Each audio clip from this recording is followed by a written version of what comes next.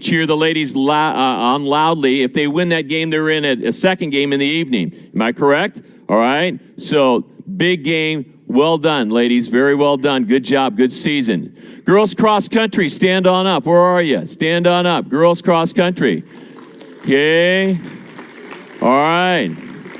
This crew is actually heading as a team to semi-state. So they've advanced out of sectional. They've advanced out of regional. They're heading to semi-state. They're competing at New Prairie again on Saturday, which is a ways away. I think they compete at 10:30 Central, which is 11:30 our time. All right. But well done, ladies. If you can be there to kind of cheer those girls on, we wish you well as you go. All right. Thank you, ladies. You can sit down. Last thing I wanted to say was this. All right, on Friday, when we get back, on the Friday that we get back, we have a spiritual emphasis day, a special day that's set aside. There'll be no classes on that day, but we have special breakout sessions all throughout our area, all throughout the campus right here. So we have a couple of main speakers that are coming in, but there's about 5, 6 other speakers that are going to be here. They're going to be hitting a lot of hot button topics that you guys face day in and day out. We really wanted to design this as a special day that's just set aside for you, okay? So at that time, you're actually going to have the freedom to be able to go to various sessions, and you say, well, I'd rather go to this one than this one. That's fine. You'll have that opportunity to be able to do that. We'll have a couple of sessions, one in the morning and one in the afternoon. We're all together, but then there'll be breakout sessions throughout the day.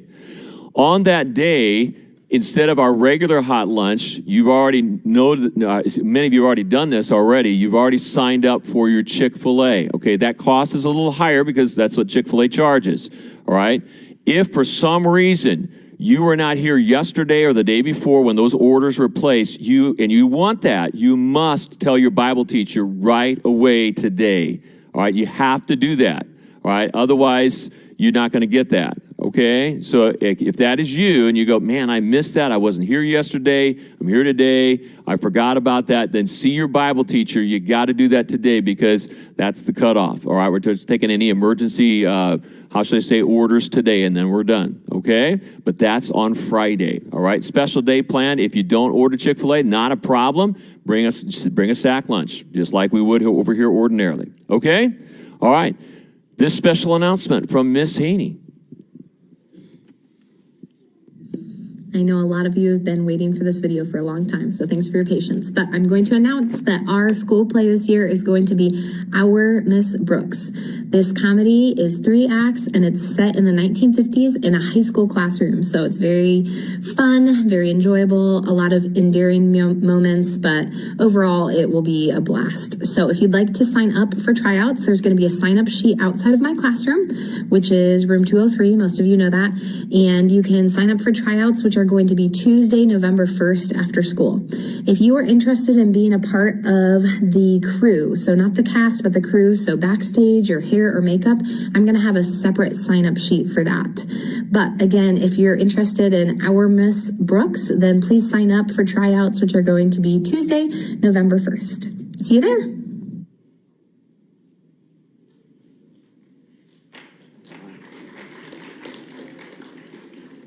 Okay, at this time, we have some seniors. Mr. Grass, did you want to announce this, or would that be okay?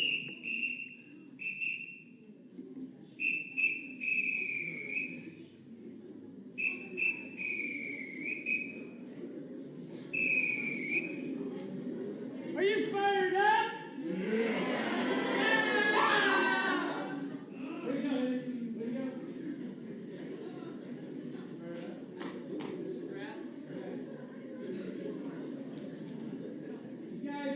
Friday, right? Tomorrow's your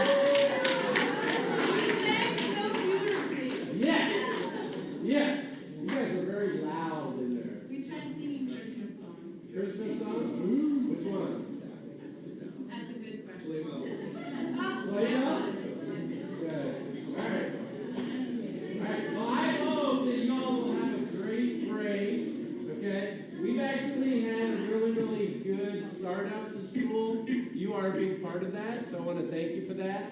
I know you've been working hard, and our teachers have been working hard, so we really are appreciative of that. Today we have the opportunity to hear from some of your peers. And we're looking forward to this as part of a Testimony Chapel. And a lot of you have had the opportunity to participate in various trips, extracurricular activities, various classes, various trips. And that's all great. And that's part of what we're trying to do here at our school is trying to provide you guys with different experiences. But if we just get involved in stuff and miss the point about what is Jesus trying to do in my life through this sport or through this class or through this trip, if we're missing that, then why are we even doing that? And I'm very serious. Like, there should be a spiritual component of everything that we do here at our schools.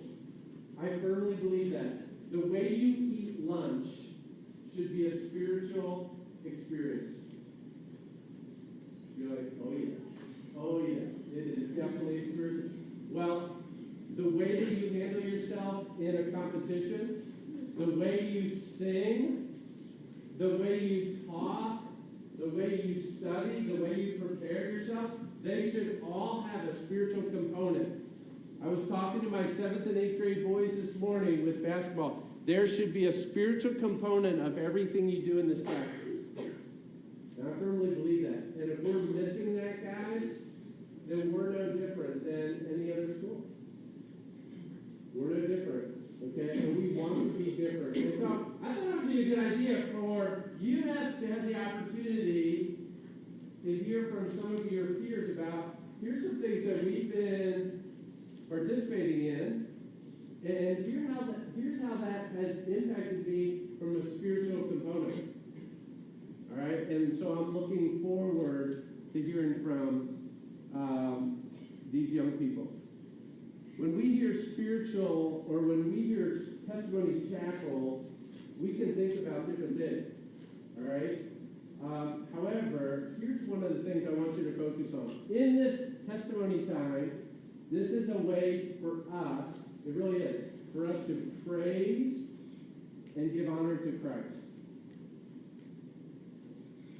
Now, you can choose to talk to the person next to you. You can choose to fall asleep. You can choose to zone out. I'm just telling you, that is not bringing honor to Jesus Christ. That's giving honor to yourself. Okay? I'm just going to tell you that. Some of you are already making that decision right now. I don't care what Mr. Grass is talking about. I want to do my own thing.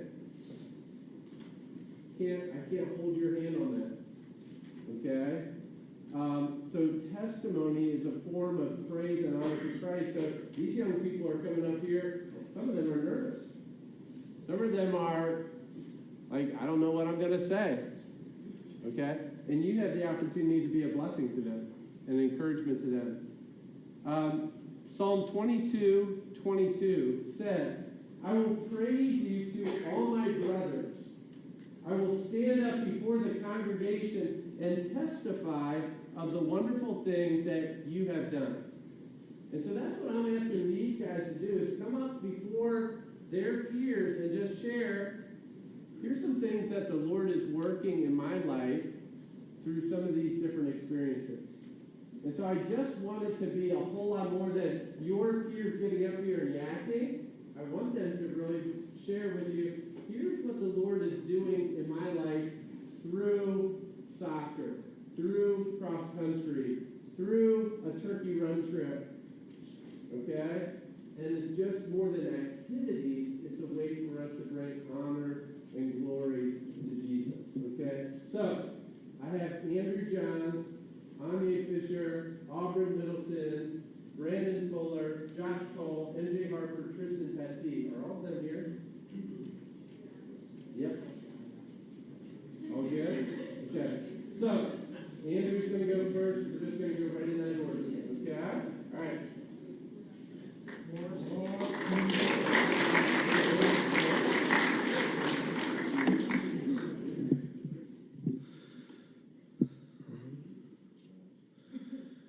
So, is this on?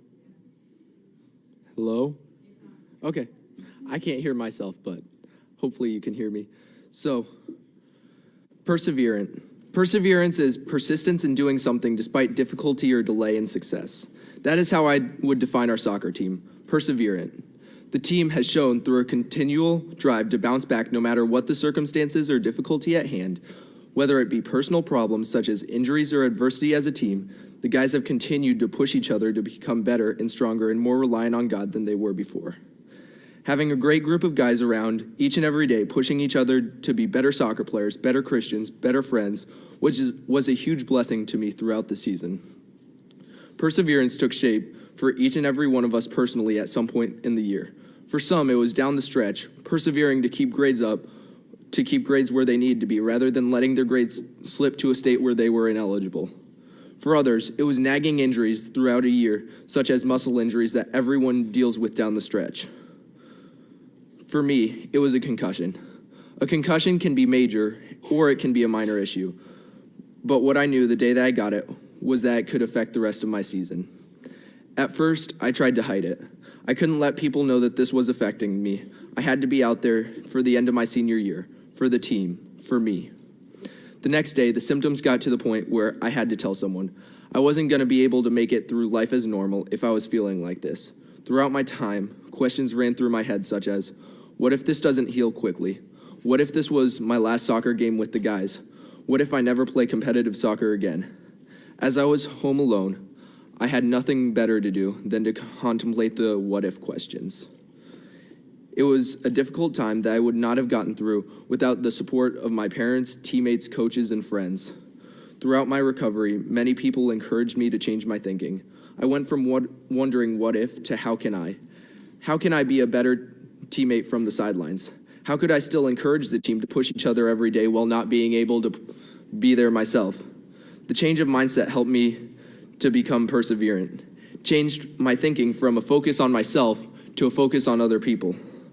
As God calls us to think of others as more important than ourselves, God blessed me as I shifted my view from myself to others, and it also helped me rely on Him. Throughout the time, as I felt weak and helpless, I had to rely on His strength to carry me as my strength was not good enough. Another way we had to persevere was as a team. There have been times throughout the year where we have had slow starts and have been a second half team. In other years, we may have been discouraged or frustrated, but the team came together and persevered each and every day. We also had times where we could have complained about the calls, about shots not going in, about the reffing, and one way that I was really encouraged was the team's perseverance in that area. We even got an exemplary sportsmanship report during sectionals because of how the team displayed themselves on the field. As our coaches challenged us to win on a bigger scoreboard than the one the fans see all year, God helped us grow significantly in the area of perseverance and being more like Christ on the field. But we were continually challenging each other to work better in that area on and off the field. The last way we have become resilient dates back all the way from last season. Our team has been focused on working through the adversity of last year's sectionals. It was a disappointing loss, but through that we came a better team from day one. First off, learning that we are not guaranteed anything in a soccer game. Each game has to be won on the field that day, not the day before, not the day after. The next thing is, it gave us a common goal. Since that day, we have worked together toward avenging that goal, or toward avenging that sectional, not only avenging that sectional loss, but going even further than that. Our team has resiliently worked every day in practice to push each other and become the best team that we can be. Perseverance taught me a lot this year. First of all, through my concussion, changing my mindset from a self-focus to a focus on others. Jesus says that the first and greatest commandment is to love the Lord your God with all your heart, with all your soul, and all your might.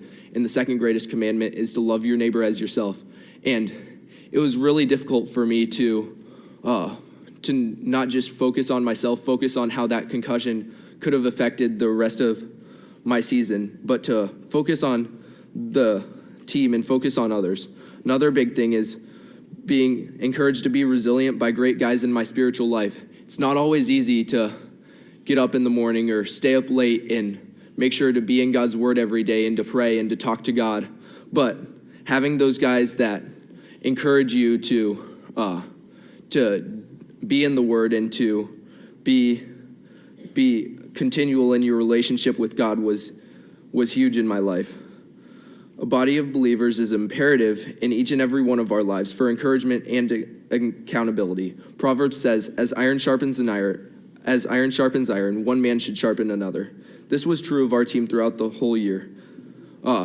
Throughout the whole year, we pushed each other to work through the adversity of last season, of each and every day.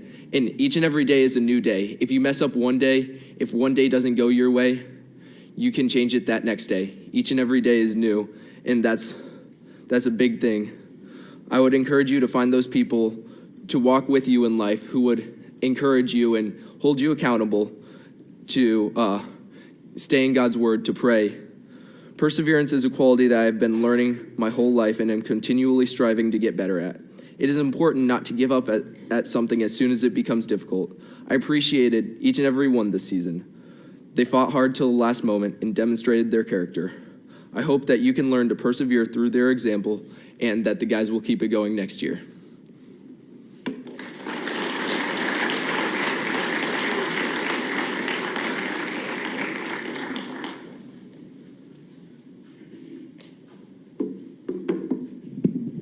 Good morning.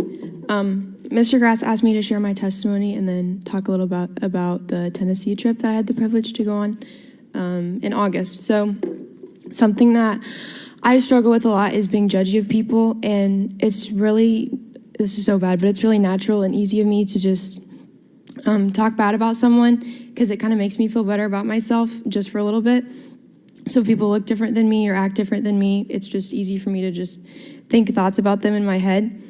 So I've been working on that a lot, and I think I've done a lot better since like middle school and stuff.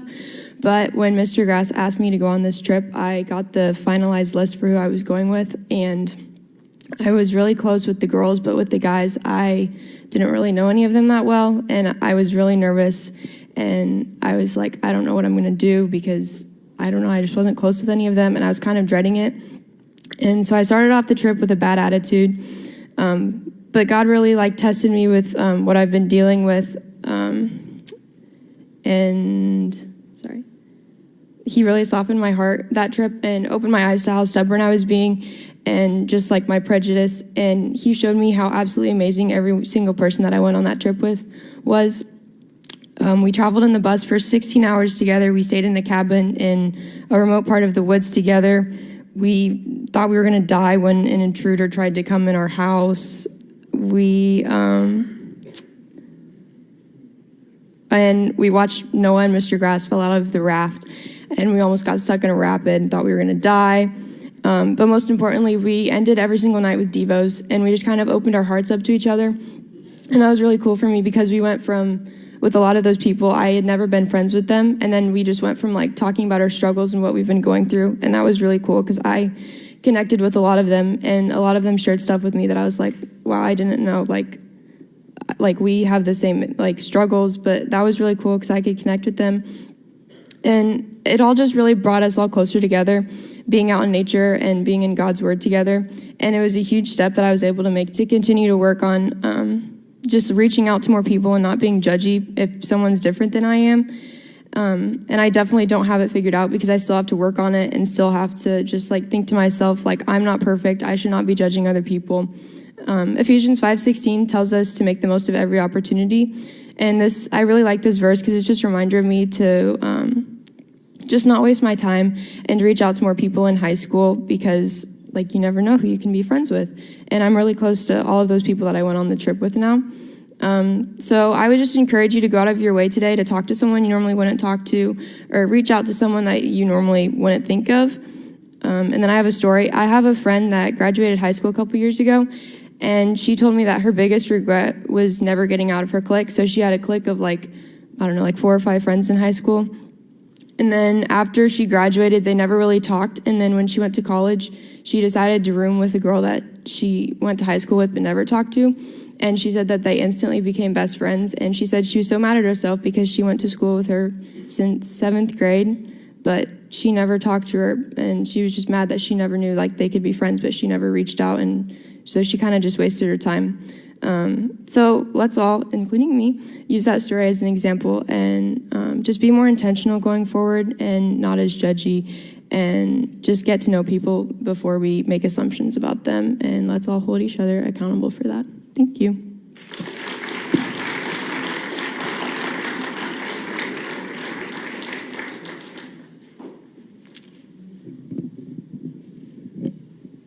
Hi everyone, today I'll be sharing my testimony through my experience of running cross country for faith for the past 3 years.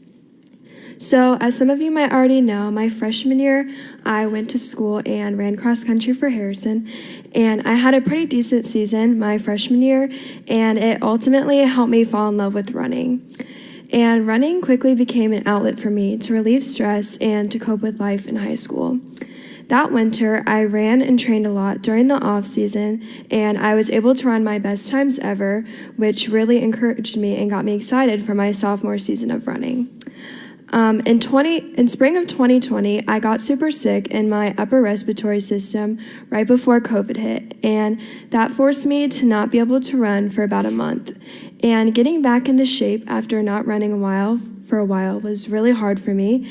And during that lockdown of that year, I tried to train and run for cross country, but I felt really discouraged because I felt like no matter how hard I trained, I had no endurance to run fast. That summer, my parents decided it would be best for me to transition schools to faith, which meant I'd have to switch cross-country teams. At first, I was super hesitant about this, as I'd heard Faith didn't even have a team, but after meeting with Coach, he somehow talked me into joining the team. My sophomore year, I quickly became extremely discouraged with my performance in cross-country because my times and stamina were worse than they had ever been. This really discouraged me because after many doctor's appointments, I found out that I had long-lasting undiagnosed COVID effects that significantly weakened my lungs. During this time, I became super discouraged and angry at myself for not being as good as I could be, which made me want to quit running. I was honestly kind of mad at God because I didn't understand why he was putting me through this. While I loved watching my team succeed and improve throughout the season, a part of me was jealous that I wasn't having the same success. That winter, I took a break from running and track for about 6 months to work on my mental health and my relationship with Christ. One of the hardest lessons I've had to learn is that I can't find my identity in earthly things. For the longest time, I felt like my happiness and overall identity depended on how I performed, which people liked me, who I was friends with, what my grades were, and if my parents were proud of me. Living for these earthly things was so draining for me, as I never felt like I was good enough for the people around me or myself. Galatians 2:20 says, "My old self has been crucified with Christ. It is no longer I who live, but Christ in me. So I live in this earthly body by trusting in the Son of God, who loved me and gave himself for me."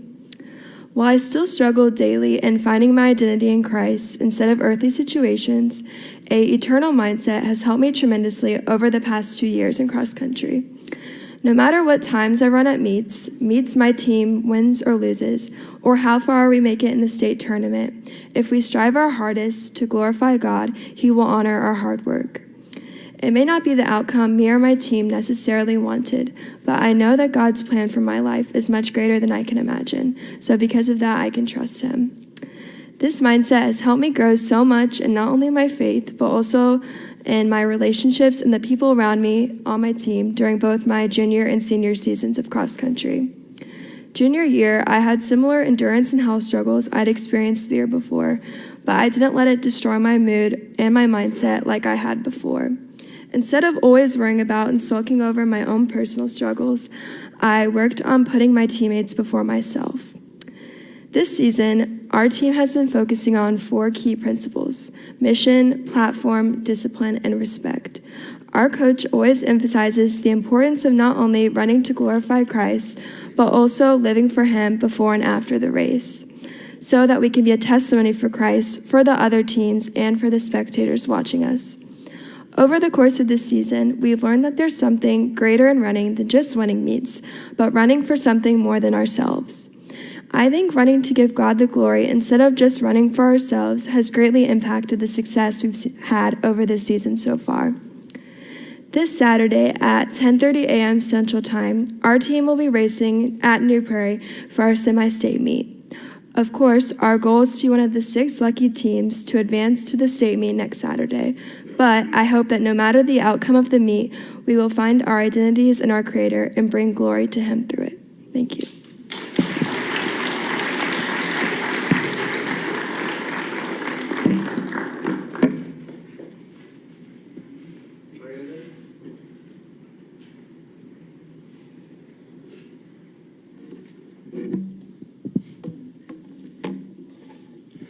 Life is full of temptations and trials. Everyone needs to be able to develop skills of discernment and self-control. I know for me personally, that was something I struggled with, and that's a big part of my salvation story. I had the opportunity to go on the DC trip in September, and it was a trip to remember. I made incredible memories and got closer with my classmates who went. Naturally, visiting a big city, we encountered things that didn't exactly line up with faith values. We arrived in DC on Saturday night, and before we did anything Sunday morning, we went to church. The sermon at the church we visited was about leadership, meekness, and how they connect. I had many opportunities on the trip to show leadership, as did we all. In a world whose values just aren't the same as ours, one example was on our way to the service, we passed a few churches who were openly proclaiming messages that didn't line up with the Bible. On the other hand, being in the capital, we also came across a lot of Christian nationalism in other circumstances. Both require discernment, self-control, and an attitude of leadership to not give any of these things the time of day to influence us. This real-life, immediate confrontation of what we had just learned about in church was intense and comical in a way. It was like having someone tell you a story, and then the exact same thing happens to you later the same day. I learned that the circumstances we are always taught we might be in are very real.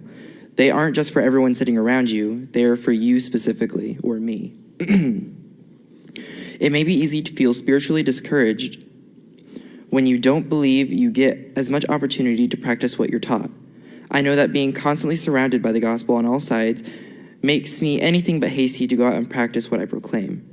But when opportunities like this are shoved in your face, you can't help but think what the same biblical principle of leadership and discernment would look like on a local level.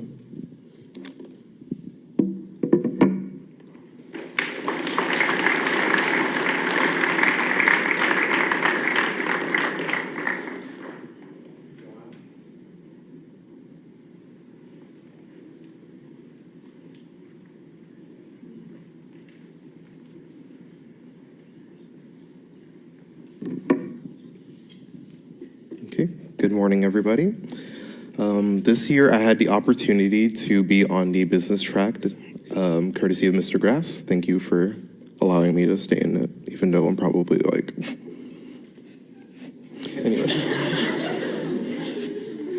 Anyway, so yeah, towards the end of September, the school gave us the opportunity to go to Atlanta, which honestly, going into that trip, I did not know what to expect because I hate long car rides, and 10 hours in a van can get very, basically, I just want to like jump out the car and like, I'd rather run to Atlanta than be in a van.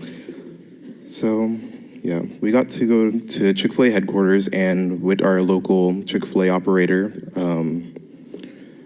Rachel Young, she also was with us. And I'd like to thank Chick-fil-A for letting us come, because it's kind of weird to have a group of high school students come to your headquarters. At least I think that was weird. And I never thought I'd get this opportunity, especially like if you would have asked me a few years ago, do you think you're gonna be able to go to headquarters of your favorite restaurant? Because I love Chick-fil-A, and I love their chicken sandwiches and their fries, which I did get to enjoy on that trip. I'm very happy. And so being in business track, it's given me a lot to think about, and one option that I've thought about in my future is being a business owner. And one thing I've always wanted to keep first, if I were to become a business owner, is keeping Christ as the center of my business. and the center of my life and my finances. And being in a world where everything is not, most things are not Christ-centered, it's really been a discouragement. But going to Chick-fil-A and seeing how they run an operation that is basically global and keeping Christ at the center and having a heart of servitude and just basically keeping everyone before themselves. Like, when you go there and you say thank you, what do they say back? Yep. Our group thought, we asked, why do they always say my pleasure? And it's because the owner and the original founder wanted it to be more of instead of saying you're welcome, he wants to be make it personal. Say my pleasure is in it's my pleasure to serve you, not just you're welcome, which just adds a different meaning to it. So when we got to Chick-fil-A headquarters that Monday morning, we were met with smiling faces. All the employees were so nice, and quite frankly, I was kind of scared because I was please don't embarrass myself in a corporate environment. And we got to attend morning devotions on Monday, which I wasn't surprised. It was just not expected. Because when you think about a corporate environment, you're oh, devotions, that's something we can do here. So we started out that morning with a song called It's Built My Life, which most of you do know. And then we just went into a time of recognizing, they recognized us, all the people that were visiting. And then we recognized the owner and how the process that we got, that basically how Chick-fil-A was founded. And we got to listen to the current CEO, and I got to talk to the future CEO of Chick-fil-A, which I think is pretty nice, if I would say so myself. And then we were led into a tour, so I actually learned a lot about Chick-fil-A. And one thing I learned is that it's actually harder to become an operator of Chick-fil-A than it is to get into Harvard. So all you guys that are applying to college pretty soon, it's kind of hard.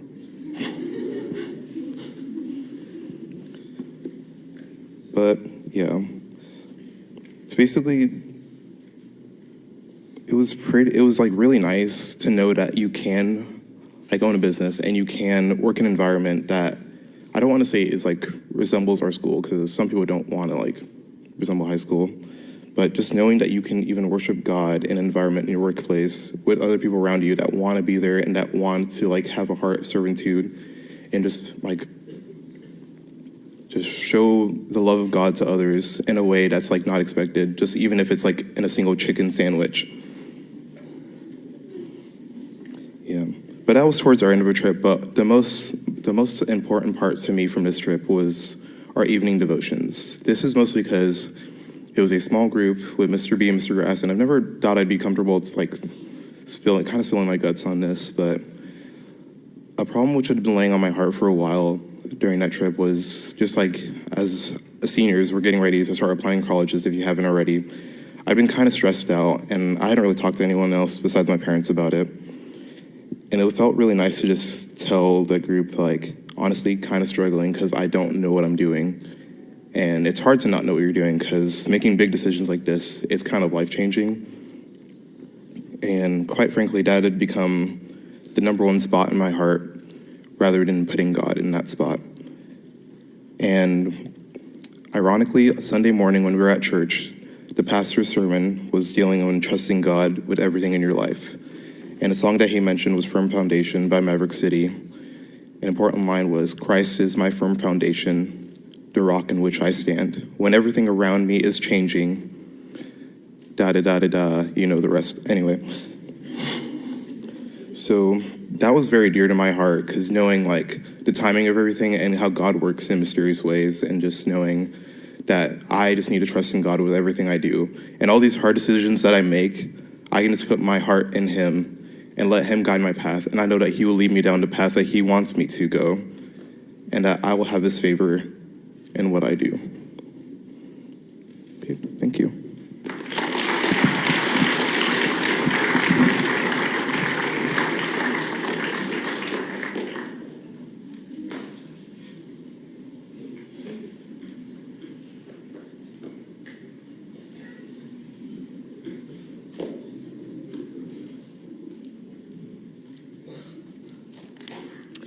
Okay. Oh, whoa.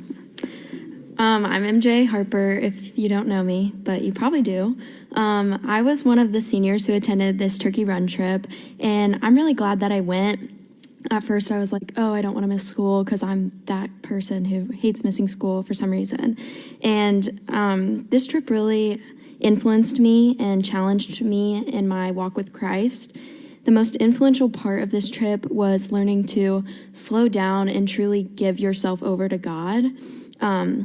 I realized during one of the reflection times that I truly am the one who gets in my own way when it comes to my relationship with God. I know a lot of you guys can probably relate to wanting control over your own life and doing things that you want. This trip allowed me to take time to observe the things around me and realize that I am not in control, but God is. He spoke everything into existence until I was able to realize that while I was on the trip and like looking at all these cool things he created, like the rocks and how they were formed and everything like that. Until I was able to realize that, it can be really hard to give all your stresses and worries over to him, because in a way I felt like, well, does he really care about all these little things that are like nagging at me or stressing me out? And there was a part during the trip where we had a stick and we put whatever was stressing us out, what was keeping us from our relationship with God, and we had to throw it into the lake or river or creek. I'm not really sure where I was, so I don't know what it was. But we were going to throw it in there and watch it float down the river and like watch God take care of it. And at first, I said my little thing to the stick because I was like, oh, well, I'm not going to say the serious thing. I'm just going to say what are the basic, like, I want you to have control over my life. And I went to throw it in. And ironically, it came back and landed right next to me. So God was like, oh, try again. So then I said what was really like nagging at me. And I finally threw it in. And I know for me, being able to finally let go and give him what has been like a huge part of my life lately that's been like nagging at me, and asking for his forgiveness really helped me grow in my relationship with God. And I just want to encourage you guys to reflect on how powerful God is, and that he really can take over and help you if you let him. Like, he will take your past and your mess ups and move them as far away as the east is from the west, and he will forgive you. And we heard that in Bible class, and I have like not been the same since I've heard that, because it is just so amazing. So God is for you, and slowing down and reading his word can really help open your eyes to that. A lot of times we get like too busy and don't have time, but we can truly make that time if we really wanted to. And I was reminded of this on this trip, and I hope it would be an encouragement to you as well. So thank you.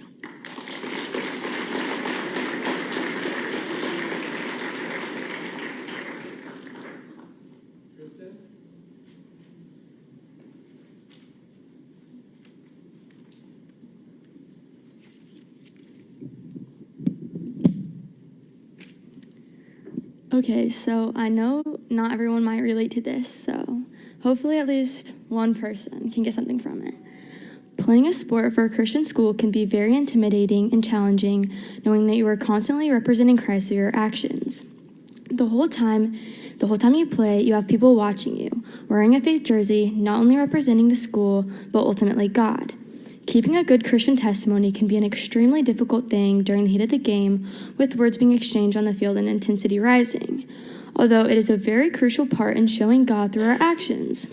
While playing schools such as McCutcheon, Harrison, Jeff, Westside, etc., which rarely or ever get shown the love of God, we need to make sure that we are the ones that are actively showing the gospel through our actions.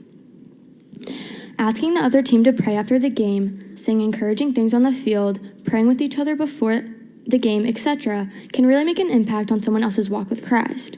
Many times I have witnessed teams from other schools tearing their teammates down constantly, cussing them out, yelling, which affects how they play.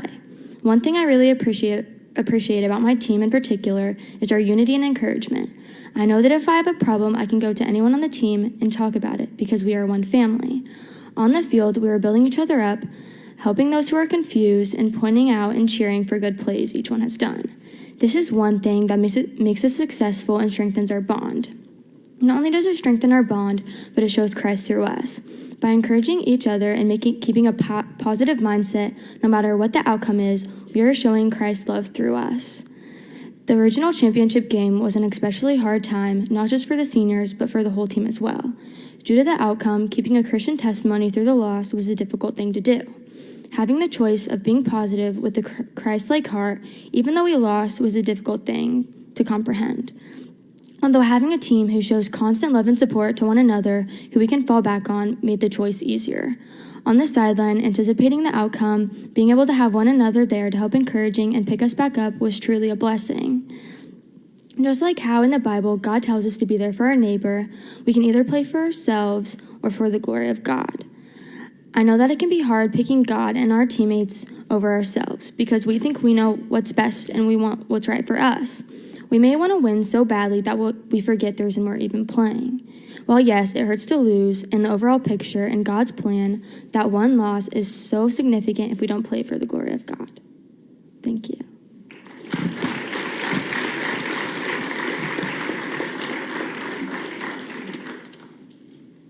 Great job, students. Thank you so much for participating. Thank you so much for listening. MJ would like to meet with several people afterwards, so she's going to read down the names. So she says your name. Afterwards, dismissed. Come on up here and meet with her. And then after she is done, we will be dismissed. Mr. Ricker, does that sound good to you? Yeah, sounds fine. Just make sure the rows are nice and clean before we leave. That'd be great. Thank you. Okay. Okay, I need Luke, Avery, Brandon, Sarah, Auburn, Natalie, Chris, Eo, Eric, Isaac, Lily Mitchell, and Allie. With a Y. You. Have a great day. God makes the clouds